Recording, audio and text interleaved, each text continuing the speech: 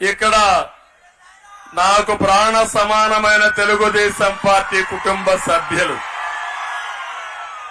మరోవైపు జన సైనికులు, ఇంకో పక్క బీజేపీ నాయకులు, కార్యకర్తలు. ఏం తమ్ముళ్ళు, ఇప్పుడు ఎవరికైనా అనుమానం ఉందా అని అడుగుతున్నా. అందరం కలిసి ఇంకో పక్కన సామాజిక న్యాయం. మళ్లీ ఈ కూటమి వల్లనే ఈ మంత్రాలయం అభివృద్ధి అవుతుందని మరొకసారి మీ అందరికి హామీ ఇస్తున్నా. తమిళ్లో ఈ ముఖ్యమంత్రి ఒక సైకో, అవునా కాదా? అవునా కాదా? సైకోను నమ్ముకొని మీరు మునిగిపోయారా లేదా? ఏం తమ్ముళ్ళు, మీరందరూ బాగుంటే నేను ఓటు అడగను. బాగున్నారా? బాగున్నారా అని మిమ్మల్ని అడుగుతున్నా. బాగాలేవంటే చేయి చూపించండి. అందరూ బాగాలేవని. ఏ ప్రభుత్వం అయినా 5 ఏళ్ల పాలన మీ జీవితాల్లో కొంతైనా మార్పు తేవాలి కదా.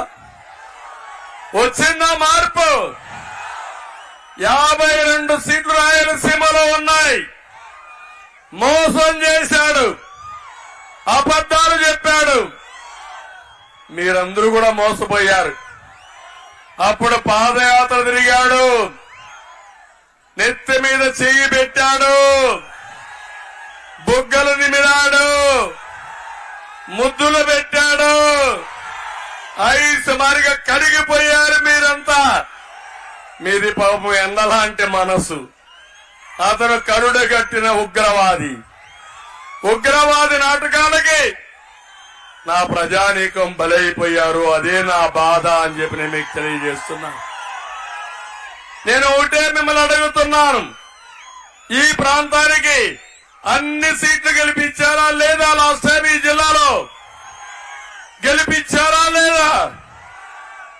ఈ సభ కౌతాళంలో అడుగుతున్నా, సైకో మా కౌతాళానికి ఒక్క పని చేశావా అని అడుగుతున్నా. మా కర్నూలుకు ఒక పని చేశావా అని అడుగుతున్నా. మా రాయలసీమకు ఏమైనా చేశావా అని అడుగుతున్నా. తమ్ముళ్ళు, ఇతనికి నీటి విలువ తెలుసా అని అడుగుతున్నా. రైతులకు నీటి విలువ తెలుసు, నాకు నీటి విలువ తెలుసు. నీళ్లు మీ జీవితాలను మారుస్తాయి. సాగునీరు, తాగునీరు ఎక్కడుంటే అక్కడ ప్రజలు సుఖ సంతోషాలతో ఉంటారు. అక్కడ కాలేజీలు వస్తాయి, స్కూల్స్ వస్తాయి, పిల్లలు బాగా చదువుకుంటారు, వ్యవసాయం బాగుంటుంది. ఈ నియోజకవర్గంలో 80,000 మంది వేరే ప్రాంతాలకు వలసపోతున్నారంటే బాధవునా కాదా తమ్ముళ్ళు అని మిమ్మల్ని అడుగుతున్నా. అందుకే నేను ఈ కౌతాళం బస్ స్టాండ్ లో మీకు చెప్తున్నా, నా ప్రాధాన్యత కౌతాళం నుంచి వేరే ప్రాంతాలకి వలస పోకుండా వేరే ప్రాంతాల నుంచి పనికి ఇక్కడ వచ్చేట్టుగా చేస్తారని మీ అందరికీ హామీ ఇస్తున్నా. దానికి మీరు సిద్ధమా అని మిమ్మల్ని అడుగుతున్నా.